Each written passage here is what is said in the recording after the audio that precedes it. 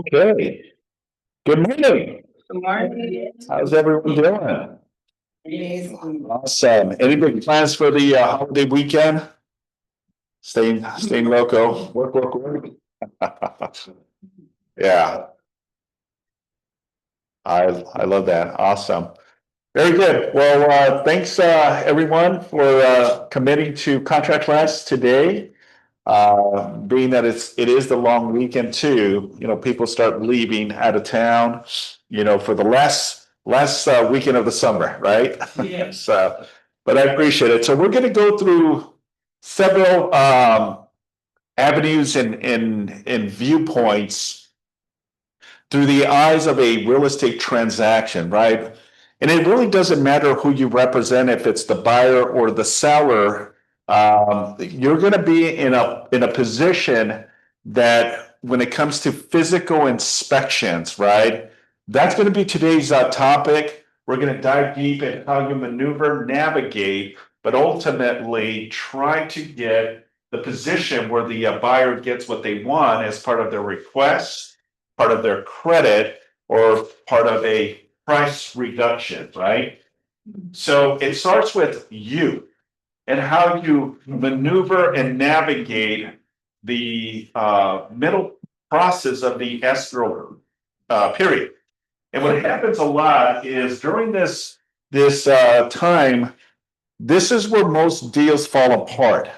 It's through the buyer's investigations, buyers hiring home inspections and going through the element of all of the avenues that will either stop or we press continue forward, or it ultimately cancels. Okay, so in essence, this is the most vital part of a real estate transaction that all of us should kind of understand, right? So the beautiful thing about working with the buyer is, you navigate, the reality that they identify the property that they like, right?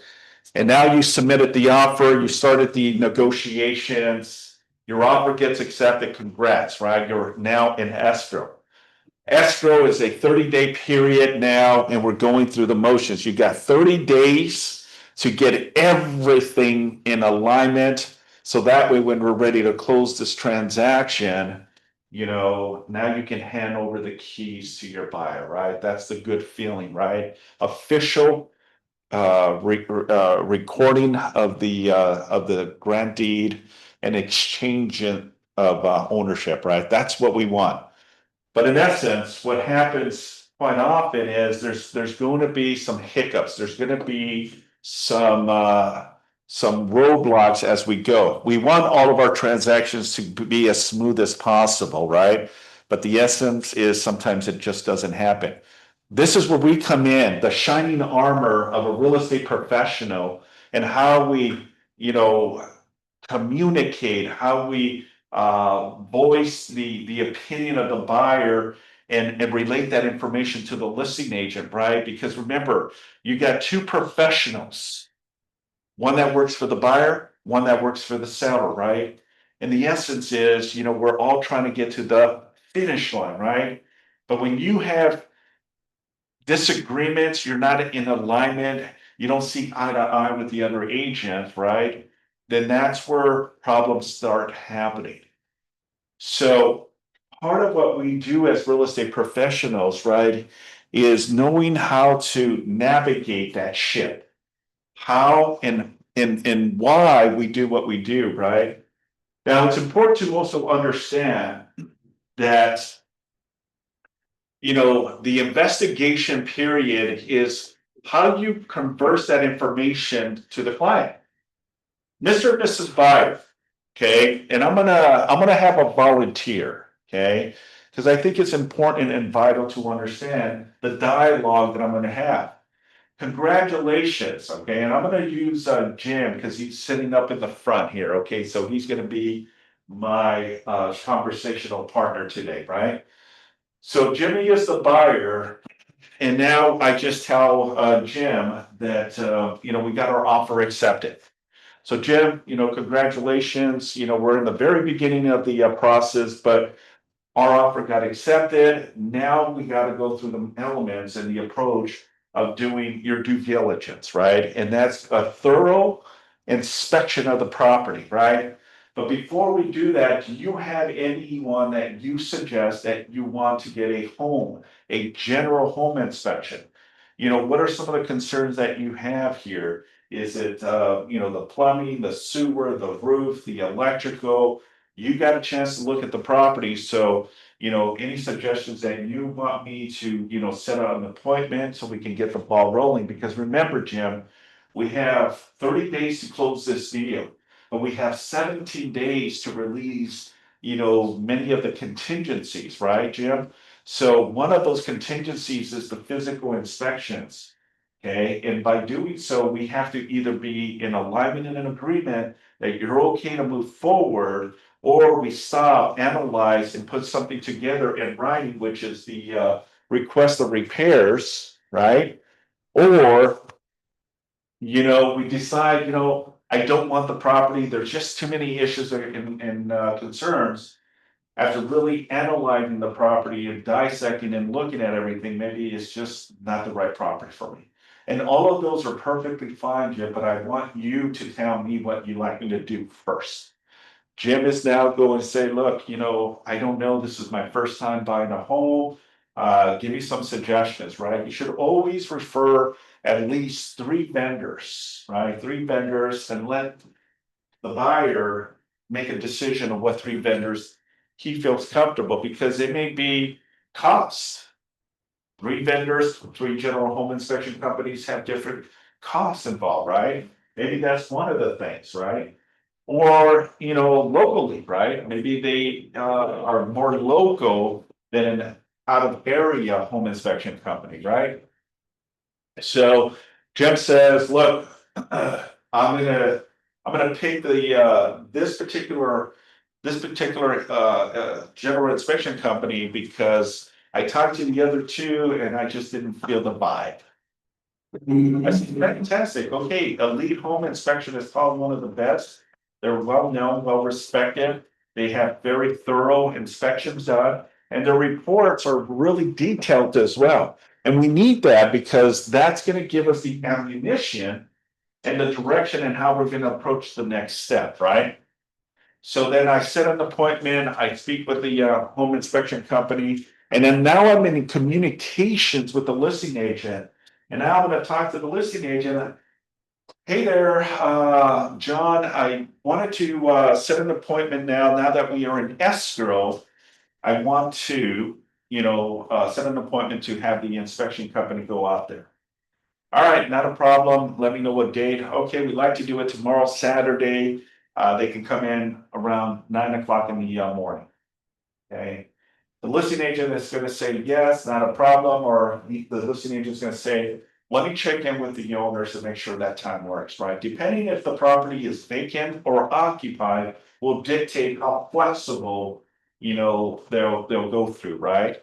So let's just say for the sake of today that it's a vacant, right? And the listing agent says, nah, not a problem. Let's go ahead and set that time as fine. Okay, so we have it at 9 o'clock. So tomorrow, 9 o'clock, I reach out to Jim and I said, Jim, hey, we confirm we have a general home inspection tomorrow at 9 o'clock. I'll see you tomorrow. So he is going to meet me at the property at 9 o'clock or sometime a little earlier if he chooses. He doesn't have to. But if he wants to, he can be there. And it's perfectly fine to have the buyer be there with the inspection, because that's the time where after the inspections, the buyer can ask questions to the inspector just to kind of get an idea where we stand, right? So we show up, we're there at 9 o'clock, the inspector is already doing the exterior of the property and it's just going through the motions. Now, through the many years of experience, right? My suggestion is let the inspector do his job first. First, Don't bombard them with all these questions and all of these issues that you see. Do this. Let him do his job or her job first. Okay? Because what's going to happen is he or she may miss a step. And we don't want that. It happens quite often. I'm in my office, I'm doing my thing. And then I get someone saying, hey, you have a minute. Yes, I have a minute, right? And then I get a call, and then I get someone else, and then I get distracted, right? I might miss a section or I might miss something, right? So let him do his stuff. Doesn't mean you can't go in there and just start visually looking at the condition of the property, right? You saw it when you were originally submitted an offer, but now you're in the investigation period, right? And that's also a good time for you as you're going through the process in escrow to do your AVIT, your agent visual inspection, right? That also gives you an opportunity to do your AVIT. Because now you get to see the property, look at the condition of the property, and start noting stuff on the AVIT, right? You can have your AVIT there. What I do is I dictate a lot of stuff and I take photos. Okay, so your AVIT should be that, because if you use Glide through your AVIT, you can take photos and start taking photos of everything, like these little scratches on the ceiling. I would take note. That's a visual thing, right? So when I do my inspections, I also do my AVIT, because you're there physically, visually looking at the condition of the property.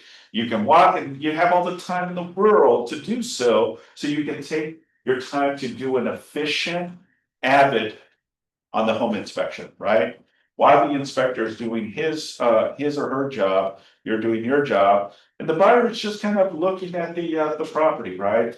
But also educate, and I would tell Jim, look, start writing some stuff, anything that you have some concern. So once the inspector is done, Jim, then we can have a sit down powwow and just kind of a recap of what his findings and what your findings, and then we'll put together kind of an idea of what the next step is, right?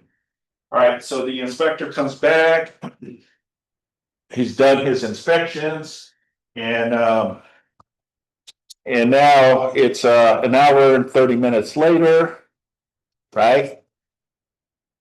So then we talk to the inspector, and the inspector is kind of give us a rough summary, right?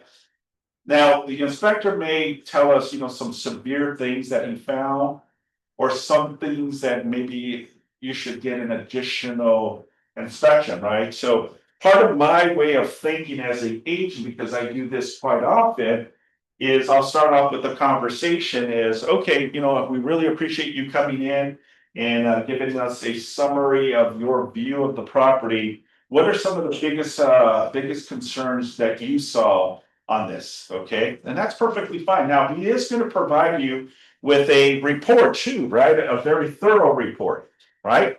So you're going to have a copy of that report, because that's going to be your tool, your ammunition, right? To now request that repair document, which is the one in front of you, right? And we're going to go through this in a bit, but I just want to kind of go through the elements so that way you know how to navigate the conversation, right? Because again, until you're in it, you won't understand it. This is why I'm kind of illustrating how it works, right? So now the inspector says, look, some of the major concerns is, I would say, have a second view on the roof. The roof looks like it's a little out there already on age. You may want to get a second opinion on the roof. Wonderful. What else? The electrical box looks original. The home is already 65, 70 years old. Based on the condition, not that there's any issues, but you may want to get a second opinion on the electrical. Wonderful, great. Okay, what else? Well, plumbing seems to be solid. The water heater seems to be good. Overall, just little minor stuff here and there. Those are probably the two things, right? Fantastic. All right. The next is, when would we expect the report, right? Well, give me about 24 hours to 48 hours. to put everything together, the photos and everything, and then upload it, and then I'll send you an email. Fantastic, okay? So now, I already know some of the biggest concerns that I need to, right? So now I'm talking to Jim. All right, Jim. You heard it from the inspector, right? The inspector said two major concerns, right? What did he say? The roof and the electrical box, right? So what would you like me to do here, Jim? Jim in return is gonna say, look, let's play it safe. I need to know, because if this is something that I'm gonna have to do, I might want to see if the seller's willing to help with some of the costs. Now, remember one thing, folks, okay, all properties are sold in as is condition. The seller does not have to entertain any type of requests or repairs, okay? But in essence, to continue the process, to continue moving forward, they may bend a little bit to make it work because they need to sell this property. And if that's gonna give you, the buyer, the opportunity to continue going forward, then the seller may say, look, not a problem, we'll make this work, right? But all properties are sold in this as is condition, so I want to be crystal clear. And on the offer, it also says there that all properties are sold as is, okay, so we're all clear on that, right? The seller doesn't have to do any repairs, any concessions of credit, or any price reduction, okay? If that's the case, then the buyer can make a determination and a decision to either make an additional request or cancel the escrow. And they're within their right to exercise that position, cancel and then retain their full deposit. That's the beautiful thing about real estate and how negotiations work. Okay, so now after talking to Jim, he says, look, let's get a roof and also electrical inspection done. Okay. Again, I'm gonna do the same thing what I did with the general home inspection. Jim, do you have three, here's three roofers, three electric companies that do inspections? And he does what he needs to do, comes back and says, here are the two. Here's roofer A and then electrician B, right? So I call and I put a request, and they said, we can be there tomorrow, Sunday. I said, fantastic. I immediately called the listing agent and I said, hey, you know, based on what we got from the general inspection, there's a couple more concerns that we have. We're asking that if we have permission to do additional inspections tomorrow, Sunday, same time, 9 o'clock. I have an inspection for electrical and an inspection for roof. Fantastic. The listing agent gives you the green lights, it's not a problem, and we go through the motions. Same thing as I did with the general inspection, I'm gonna meet with the electrician and also the roof. So that way you kind of get a gauge and kind of get an understanding, because again, at the end, the buyer has to make a decision in how they're gonna navigate this once we get all of the reports, right? So now the roof gets there, roofer gets there, the electrician gets out there. And they analyze the report and they said the same thing, within 24 hours, we should be able to get you the report. But again, I'm gonna say, well, what's the condition of the roof? Well, the roof is probably at the last of its, existence, right? You know, the roof looks like to be 30 years. This is probably like a 25-year. I would encourage you maybe to get it replaced. Okay, well, at least we have an idea, right? The electrical box, same thing, you know, the electrical box is original from the 1950s or 60s, and therefore not that it's not working, but you know, it's a dated telling you know you may want to consider replacing it soon. Okay, wonderful. So now on Monday, no later than Tuesday, we get the actual reports, right? And now I speak with Jim and I said, Jim, I got all of the reports and I wanted to just kind of go over, you know, what we saw and heard from all of the inspections, right? Jim, is there any other inspections you'd like for us to do, right? Because we're still within our contingency period. We can do as many inspections as you want. You can do 500 inspections, right? the listing agent cannot stop you from doing so. Now, I'm being a little over the top, but it's not that you're going to do 500 inspections. You want to be very thorough and get all of the inspections done within a very small margin of time. The buyer pays for those, right? Buyers, pay for it, correct, okay? Good point and good question. Who pays for all this? Well, the buyer pays. If the buyer is doing, inspections to make sure the overall condition of the home, then the buyer is responsible for the cost, right? Because they want to make sure that this home is in good working order, right? It's no difference than buying a used vehicle, right? When you buy a used vehicle, you want to make sure that the transmission is not going to fall apart, right? Brakes are working, transmission is working, engine is okay, damage to the vehicle, interior, exterior of the vehicle is in good working order, right? Well, that's the same thing when it comes to a property. Now, one thing that I did not say is about a termite inspection, okay? That's a discretion, and that's also something that you can do, is ask for a termite inspection, right? A termite inspection will do the same thing. We'll go out there and evaluate and determine if there is any infestation of termites, and if it's a recommendation to tent it or just treat it, right? And because we live in the state of California, especially in Southern California, I would say the three major things that a buyer agent should always let the buyer know is these three things, okay? Number one, a general home inspection. Number two, a plumbing inspection, especially the sewer inspection if it's more than 40 years or 30 years old. If it's new construction or 20 years or even 30 years, I think you're okay. Anything more than 35 to 40 years, I would recommend getting a sewer inspection. Because sewer inspections are very costly. I had an incident many years ago with an agent that closed escrow. And the following day, the sewer line popped. And the buyer was very upset, which she should have. Okay, what a coincidence.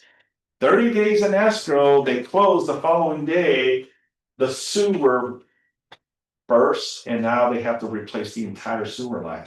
And what I mean by the sewer line is from the home to the sewer of the city. That sewer pipe can be very expensive. And remember, if it's a front yard, you have trees and you have all kinds of stuff that can penetrate that sewer. You know, so I would get a sewer inspection. The city doesn't pay for any of it? No, because it's still part of your property. So that's the homeowner's responsibility. But you want to get a thorough sewer inspection, which is a camera that you can now go into the sewer line and kind of see if there's any roots there growing or any cracks. I've seen cracks in sewer lines, and now it's, you know, going into the actual ground, right? And that's not good either. So that's where the number two inspection. So I said general inspection, sewer inspection, and then the last one would be termite inspection. Get a termite inspection, because I hear it all the time in my role, is that they closed the deal and now there's infestation of termites. Well, was there a termite inspection done? No, okay. Well, maybe you should have got an inspection done, okay? Those are the three recommendations: a general, a sewer, and a termite inspection, okay? And on your general, anything else will pop up there, right? Like electrical or foundation issues or roof issues, right? Now, here's the other thing, you know, when you're navigating these inspections, is you as an agent have kind of a key element to this as well, because if you're doing your visual inspection, your Avid, you can see if there's any concerns that you can now relay to the buyer, right? If I feel that the property's uneven, right, because it's on a raised foundation, but I'm kind of going like this, walking, you might have some foundation issues, right? You may want to get a second opinion and get someone to go underneath the property and determine if if the pillars that are, holding certain areas of the property might be cracked or worn out, and this is why it's dipping down. I see that all the time, okay? Not that it's a huge concern, but depending on the year the home was built will dictate the cost sometimes. And I've seen costs in excess to 40, 50, $60,000. And then I've seen other cases where it's only $3,000 to $5,000. Okay, but you want to do a thorough inspection, because what happens quite often, folks, is that buyer moves in and now they find all of these things that start happening with the property. I recommend a movie. It's a movie from the '80s. Tom Hanks. Tom Hanks comes out in a movie called The Money Pit. I think it was called The Money Pit. That he buys a house and it's just a money pit. Everything starts breaking. So it's an old classic movie. I think it was called The Money Pit. I could be wrong, No, but you're right, Simon. That's so funny. That's it is. perfect. Perfect analogy. The money pit. Yeah, thank you, Christine. Yeah, a movie that I recommend. It's a great real estate movie because it gives you some of the most ridiculous things that can happen to a property, but it gives you an idea, right? And how you should, be watching for these red flags, right? Because you're walking the property, I'm going to be looking at every element of the homes and giving suggestions to the buyer. Make sense? Yes. Okay, so now we're in this stage of the process, right? I've now sat down with Jim, and Jim, we looked at all of the repair reports, and now I asked Jim, what would you like me to do? Okay, Jim is going to say, look, I'm already paying a pretty penny for this home, and I'm okay with the overall condition, but the only thing I truly want to see is, and they don't have to do the repair. I'm pretty handy. I have some people that can do the work, but see if they're willing to give us, credit instead of the repairs. I said, yeah, not a problem, Jim. I can definitely put that in writing and go through the motions of explaining, to the listing agent, the reason behind our request.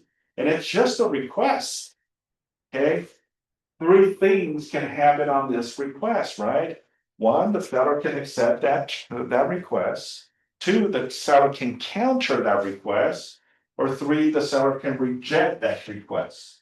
And all 3, okay, can come back to the buyer with an opinion too. The buyer can accept that the seller's not going to do any repairs. The buyer can now counter anything that the seller countered, or the buyer has the right to also say, okay, if the seller doesn't want to do anything, I'm okay, let's move on, let's go find another property. And those 3 are perfectly fine, right? The buyer Jim wants the property and wants to see if he can at least get something, right? So he says, look, Simon, what I want you to do is let's go for the credit instead of the repairs. I'd rather have my own people go out there and do the repairs. So that way I know that it's been done the way I like it, because I've worked with these companies in the past. All right, Jim. So what do you want to request? All right. So I'm requesting for the roof. Okay. The roof is, after measuring the property, is 1,200 square feet. Okay.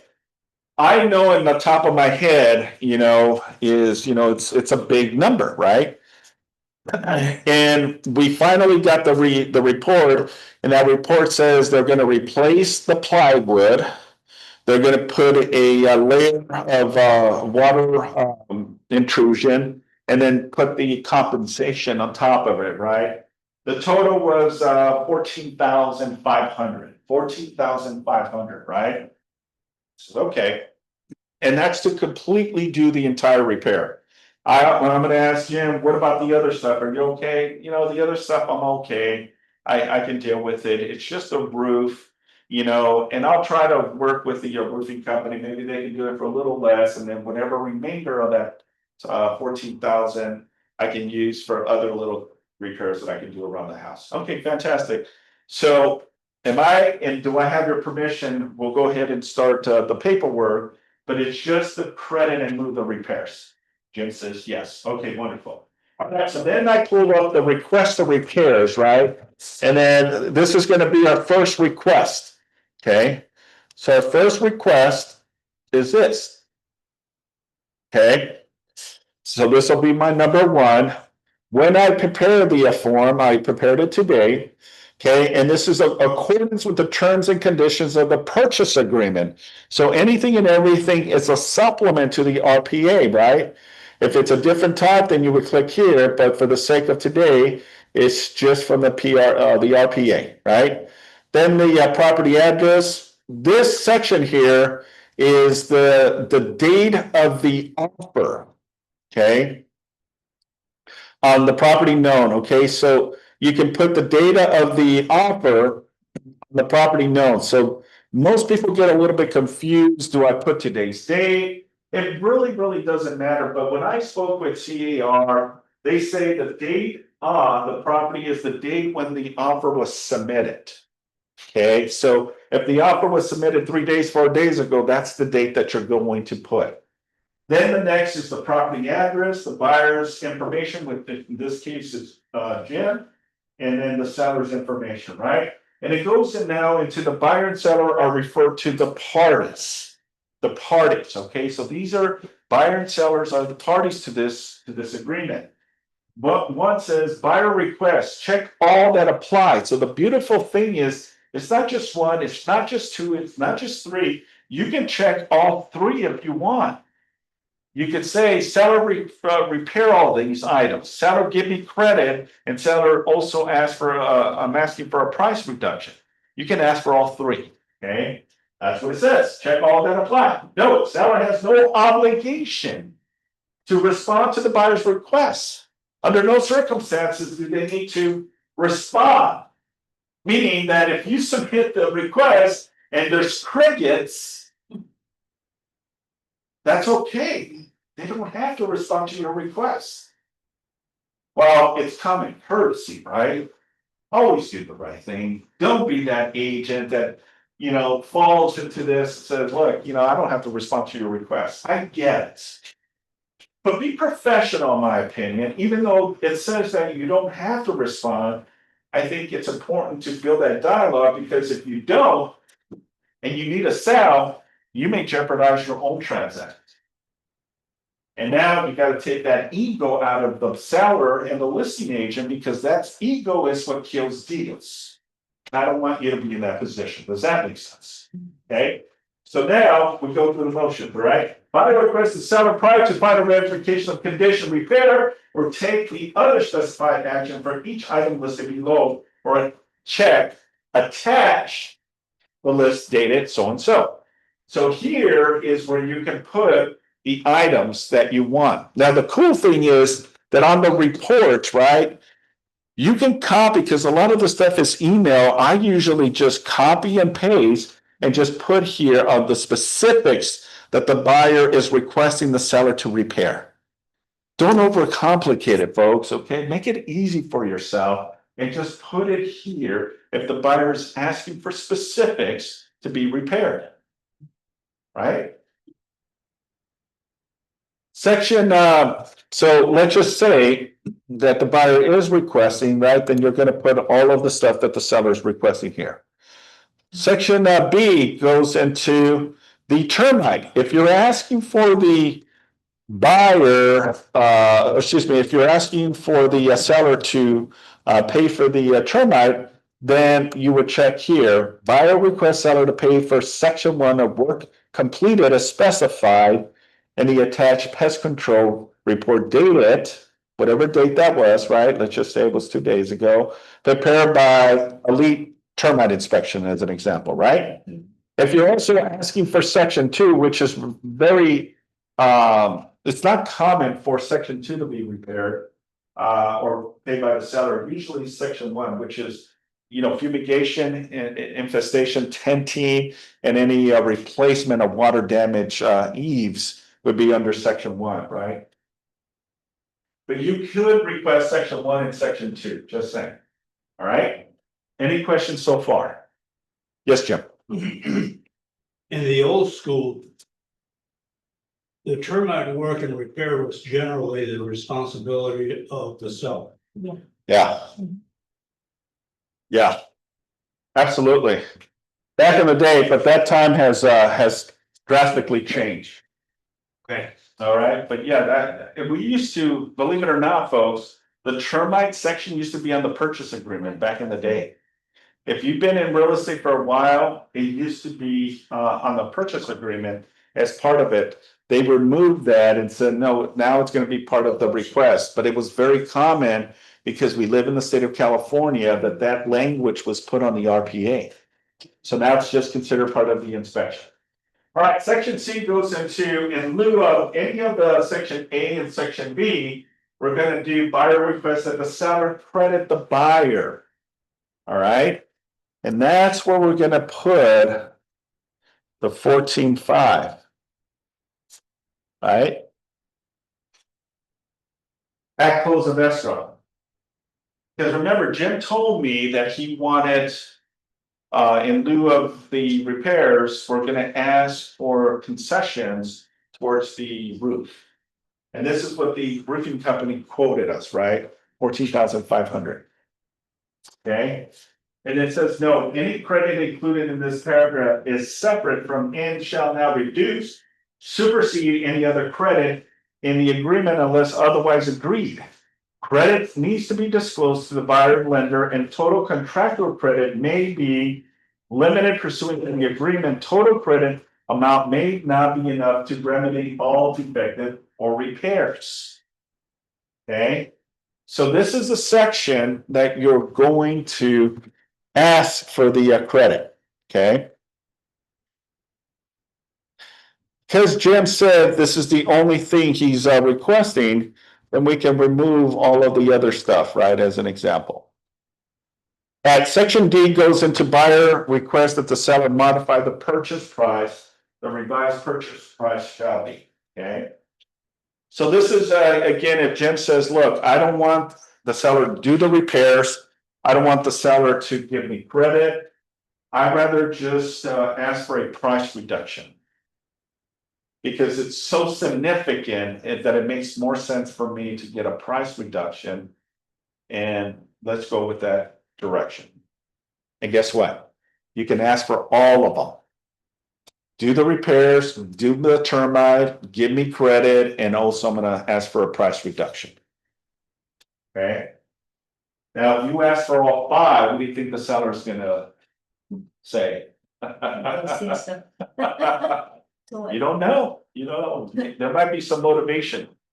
Yes, sir. I need your opinion, if the roof has somewhere in here. There's some very tricky people now out there. And you can hire a company and they come and spray it and give you 10 years more. Yeah. Do you recommend that? Well, to me, it doesn't really matter as long as it satisfies the buyer's point. If the buyer feels that that's the direction they want to go, then yeah, any recommendation is definitely, and if it may be cheaper, and it still does, but remember, a roof, it may be 25 or 30 years, where this is only 10. That means that in 10 to 12 years from now, you're going to be replacing that roof. So I'd rather go in the direction, let's just get the entire roof replaced with new plywood, new water resisting, I forgot what it's called, and then on top of it is the actual roof. It's just my opinion.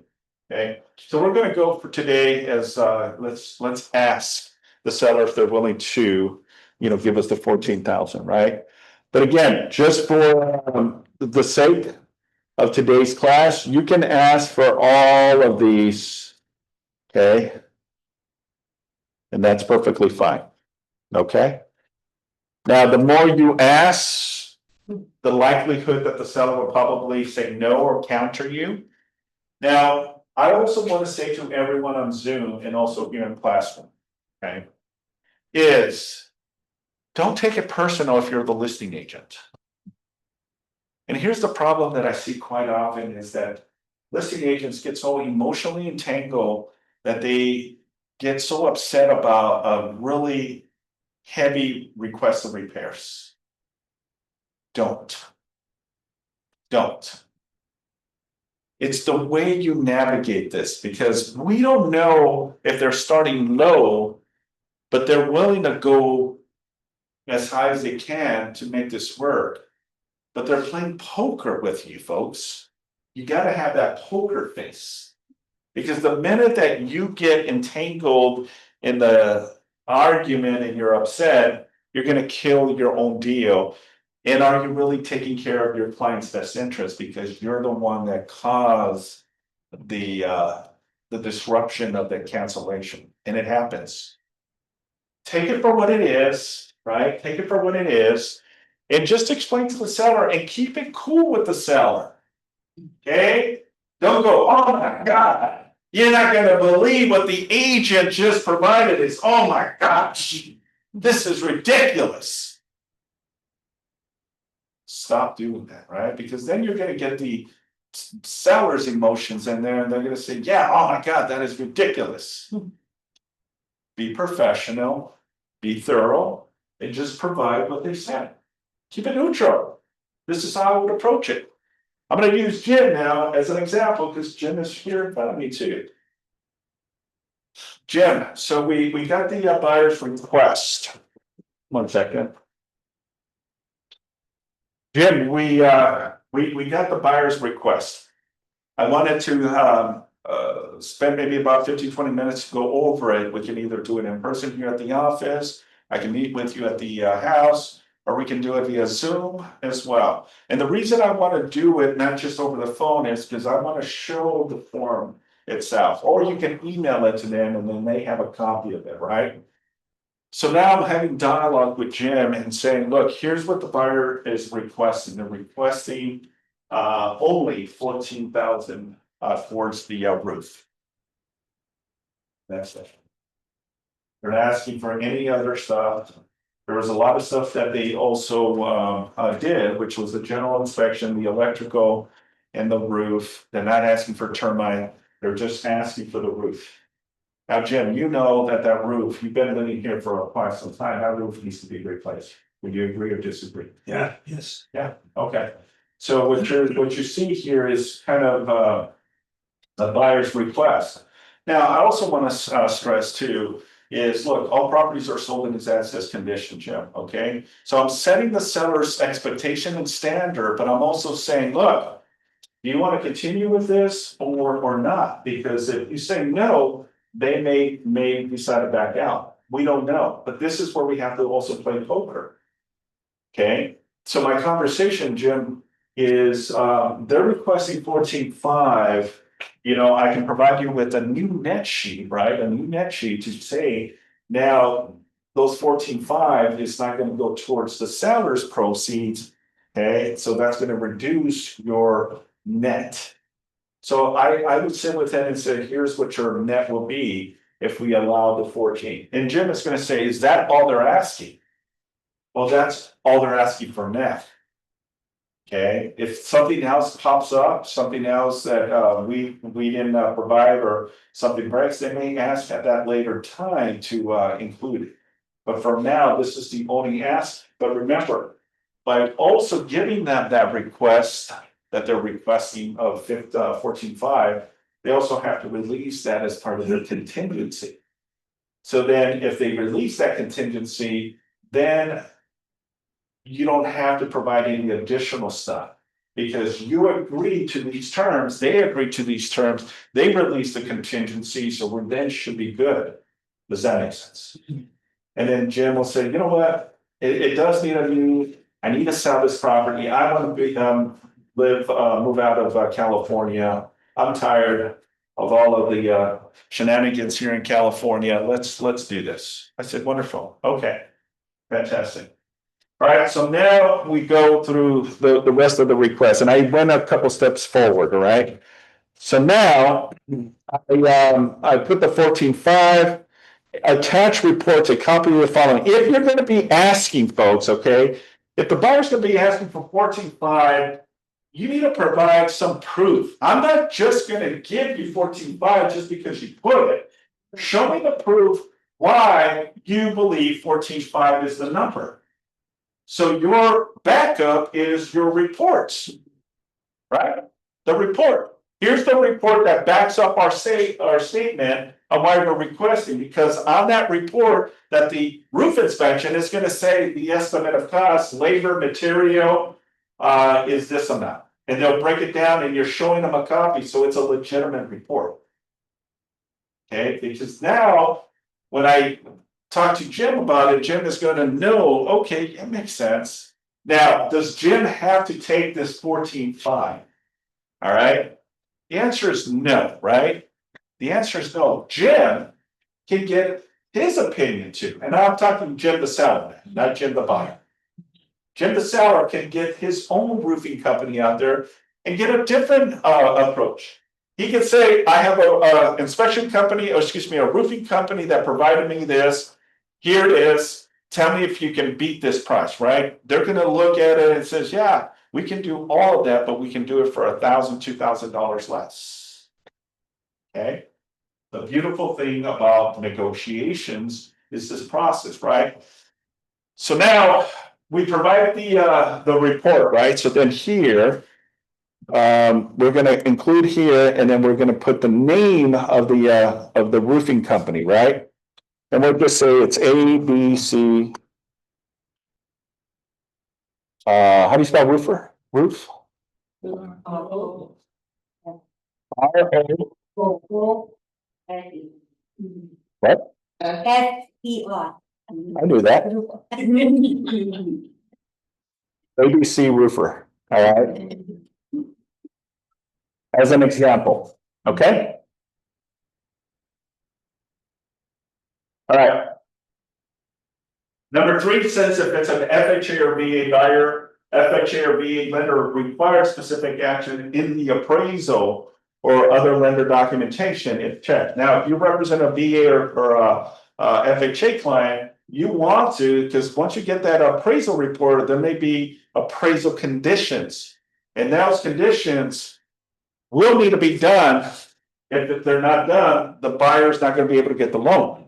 Okay, so you got to be mindful if you're accepting as a listing agent a FHA VA, there may be some what do you call it? Required documentations of repairs if it's a VA or FHA client. Okay, so know that. If that's the case, you want to check that. And then it goes into 3A, buyer's FHA VA lender requires the following items to be repaired. And then you go through the motions of that. Okay. Section B, buyer requests the seller pay for the following costs or expenses. Okay. Required by the FHA or lender. 4 goes if seller agrees to all buyer's requests or some of buyer's requests, buyer accepts seller's partial agreement. 4.1 says buyer removes the investigation of property contingency except the following. Buyer removes those contingencies identified on the attached signed contingency removal card from CR. This also has an expiration, so I submit this. The expiration is typically by 5 p.m. on the 3rd day, right? But you can also modify that. Buyer also can withdraw this request at any time prior to seller's acceptance by communicating with the withdrawal to seller or seller agent. So if there's something that you need to change, you want to do it before the seller either accepts this, then you can utilize the withdrawal offer. Okay. The buyer will sign here on their position requesting that repairs, and then on the bottom part of this is where the seller responds to that request. So now seller Jim is receiving this, and I'm going to be having the conversation. Okay. Jim, the buyers have requests for the 14.5 in lieu of the actual repairs to be done or the installation. They're going to hire their own people to do so. Here's a copy of the roof inspection that states that it's 14.5 to replace and repair, right? So now the conversation with Jim is, how would you like me to proceed with this? Okay. Well, Jim is going to have to make a decision about his position. And I told you the 3 things that can happen. Jim can accept, Jim can counter, Jim can reject. And all three are perfectly fine.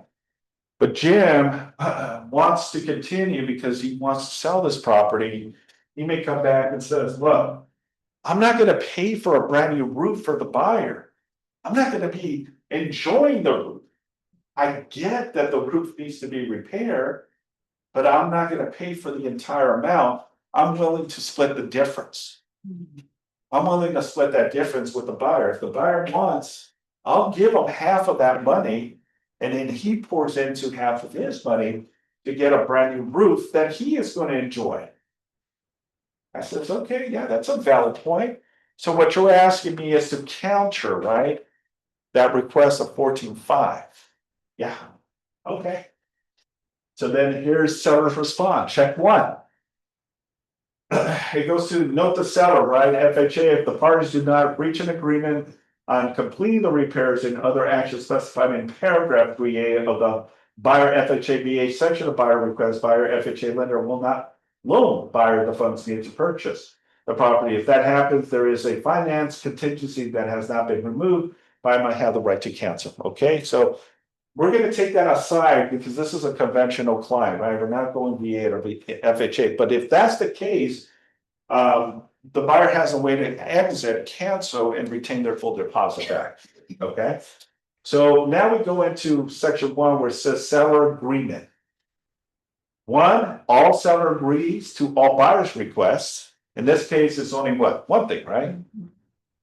Or B, partial. Seller only agrees to the following. Check all that apply. Seller agrees to all buyer's requests except, okay.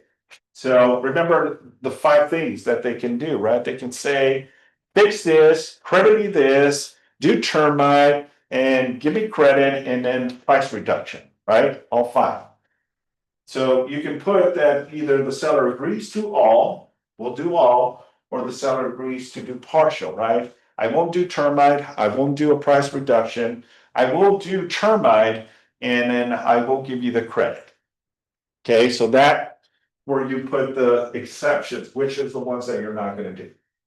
2 says seller agrees to the credit. Okay, so that if the 14.5 is the credit, then seller agrees to the credit at close of escrow. Then you just reinforce and confirm that because when escrow receives that request, they know how to run the numbers, right? Because that money that was supposed to go to the seller will now go to the buyer's credit, right? And then number 3, seller agrees to modify the purchase price, and the revised purchase price is, right? So that can be, if they put a different price, you can modify to this different price, or the price that the buyer is requesting as well, okay? Other is if there's any additional, terms. You all okay with this so far? Okay.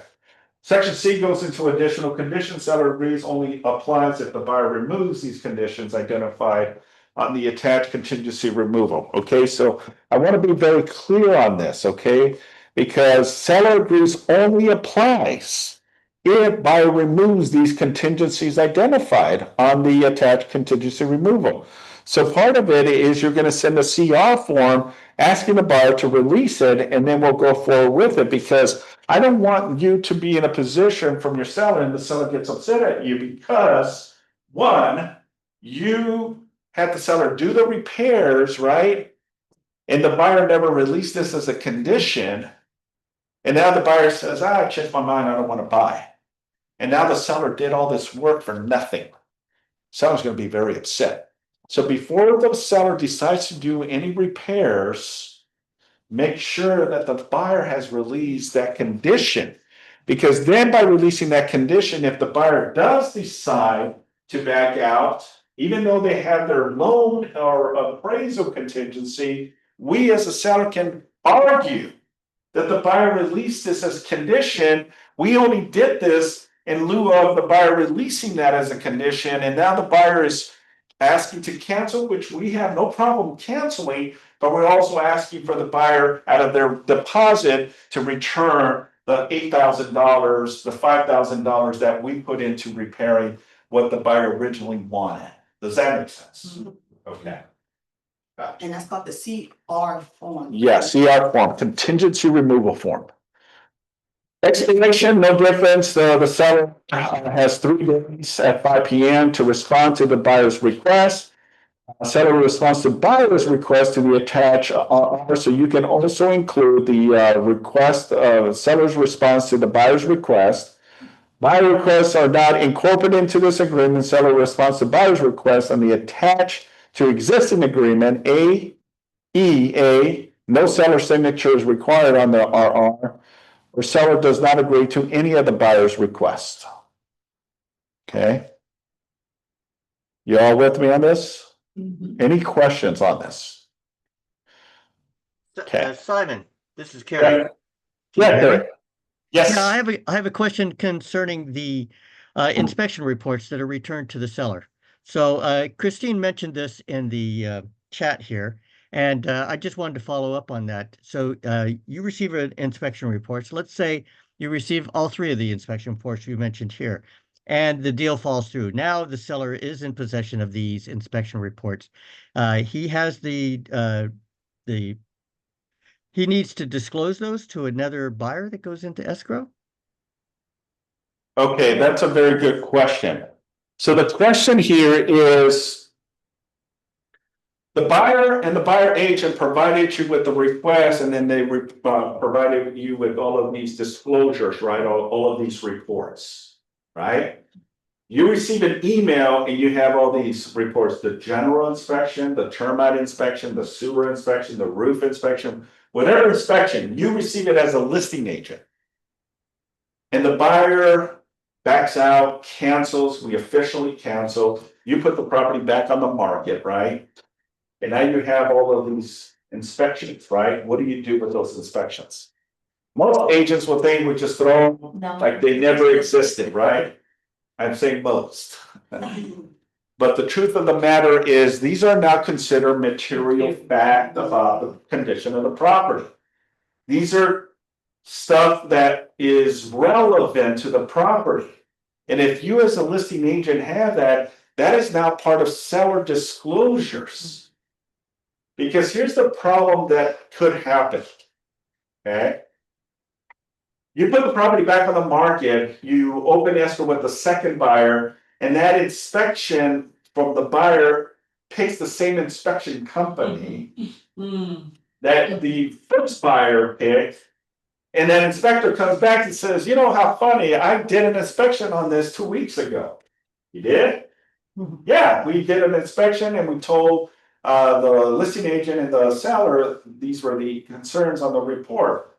Oh, that's funny, we never got that report. That's considered material fact, and that can put you in a compromised position. Now, if it's caught quickly, then yeah, I mean, the buyer may be upset. It's like, how come the seller didn't provide this information, right? So to answer your question, Carrie, yes, all relevant reports that you receive, even though they may be ridiculous inspections by a general contractor that is trying to harp on the seller to lower their price $100,000, $200,000 because they believe there's $150,000 worth of repairs, and you have that report. I hate to say this, but yes, you have to provide that to the new buyer. Okay? But remember, all property sold in its as-is condition, even though we provide all of this information, and now the second buyer believes that they have ammunition to argue and says, well, this report says this, and so we're going to request that amount. No, this is the reason we canceled with the first one, because it's ridiculous.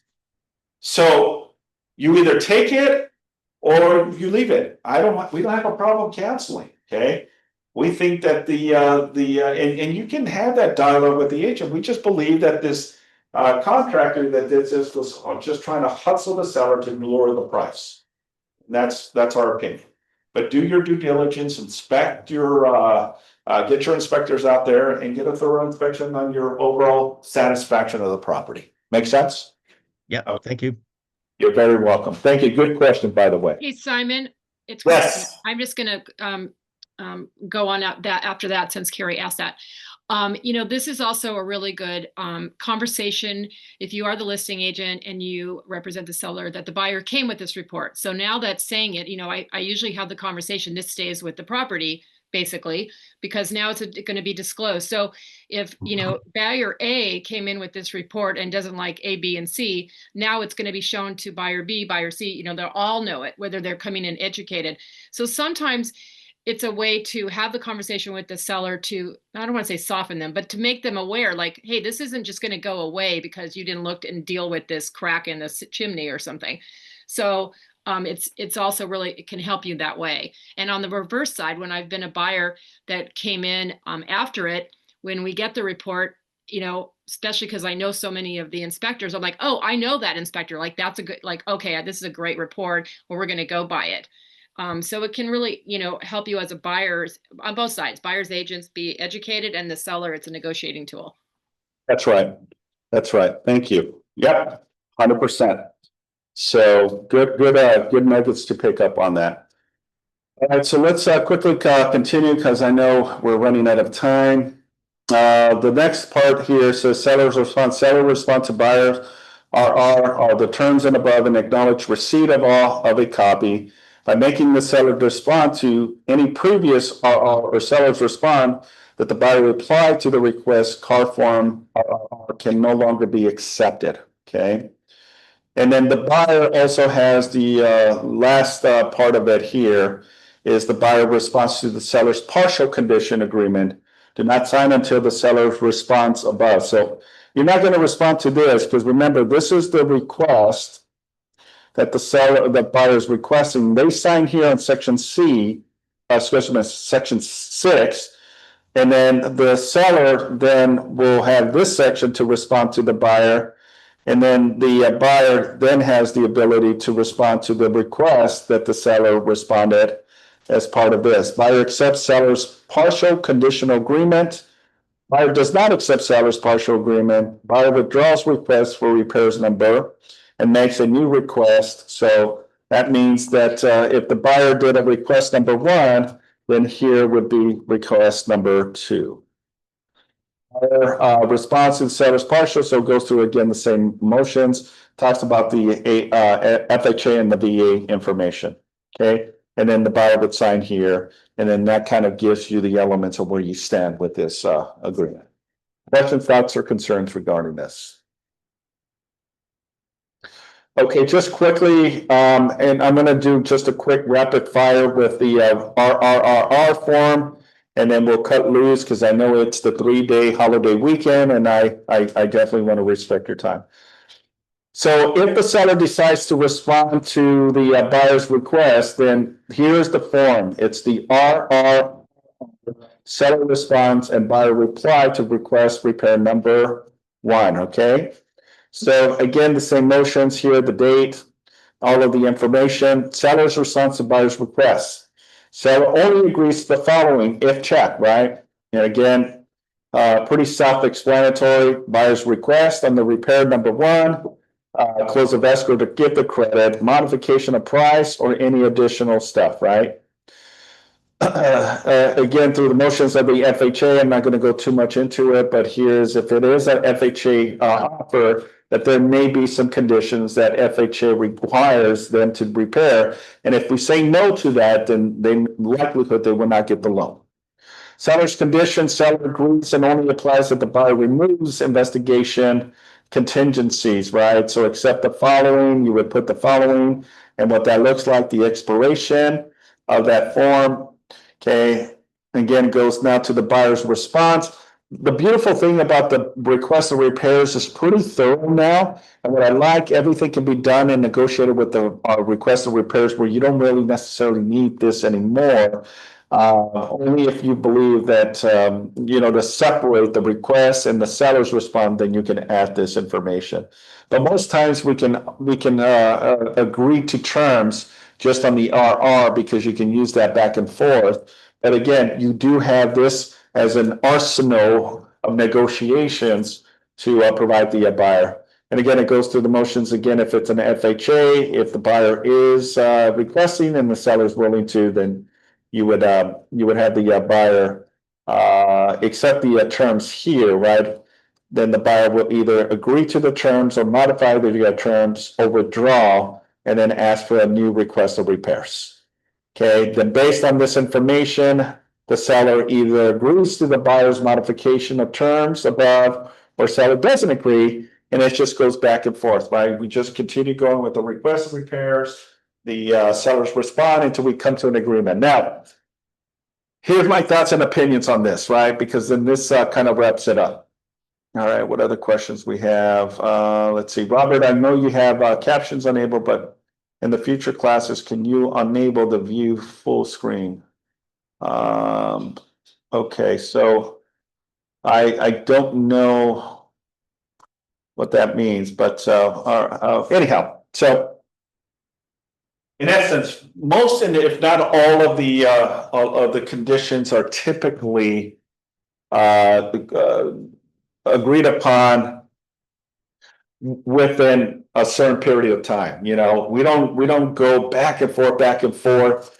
We usually are pretty stern in our position, right? As an illustration and as an example earlier, right? We were talking about, okay, if the buyer is requesting for the roof to be replaced for 14.5, right? Seller's going to make a decision. Look, we're going to run with this, and I just want to get this property sold. Then we agree to the terms and we move on. That's it. But if the seller says no to it, then the buyer's position is either to resubmit a new request or decide to cancel the escrow. That's typically what happens, right? Now, if it's something significant, right, that there's a lot of issues with the properties, and guess what? There's a lot of properties that are. Then you have to make a decision in how you're going to maneuver this to make it a win-win. Because at the end of the day, it doesn't matter who you represent, if it's the buyer or the seller, your job is to get them to the finish line. And this is why you have to have that poker face and take your emotions out of it. Does that make sense? Okay, thoughts, questions, or concerns? If not, then that concludes our class, everyone. Thank you. Thank you. Thank you. Simon. Awesome. Thanks, everyone. Enjoy your week and be safe, and call me if you have any questions.